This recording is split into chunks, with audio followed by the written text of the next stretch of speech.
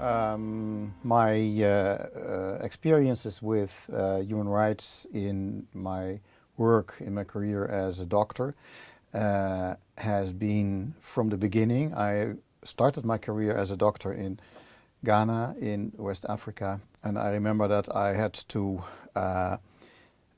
examine young boys at the request of the police to find out how old they were. And then, because when they were older than 16, I think it was 16, then they could undergo corporal punishment. So I was actually asked to do something on behalf of this system. And I then already had a question in myself, is this correct? Should I, as a doctor, be involved in a system that essentially is damaging human bodies? That was then already I had some questions. I also had an experience that people who were living far away from the hospital that I worked in had very poor access to medicines because of the distances. Surgical emergencies were horrific to these people. I've witnessed a lot of women, pregnant women dying from extrauterine bleeding just because of the distance was too big. That is what that was an experience. I was not aware yet that this had specifically to do something with human rights. That came in 1987 when I was on a mission in South Africa during the apartheid regime.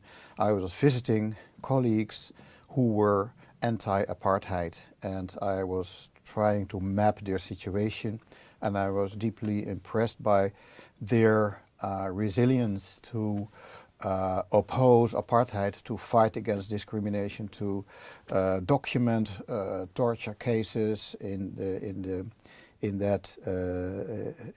prisons and in police cells, and also to see how and to hear their witnesses, how difficult it is to work and to stand by human rights in a repressive situation. That was for me really the starting spark for my wish to be involved in human rights work in the health sector.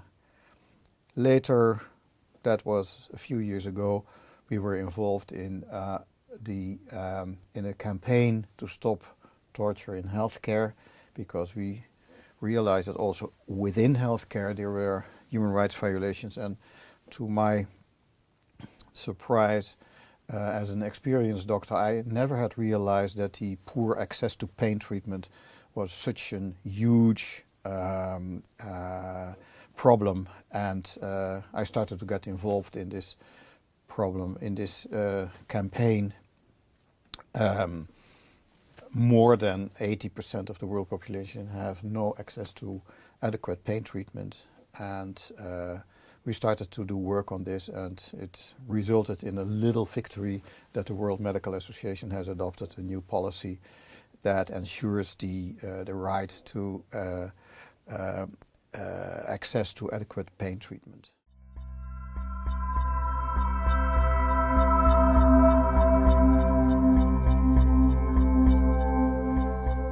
Yeah, what I would like to share with my colleagues and everybody working in the health sector concerning human rights, I would say that human rights are much more relevant than we think they are.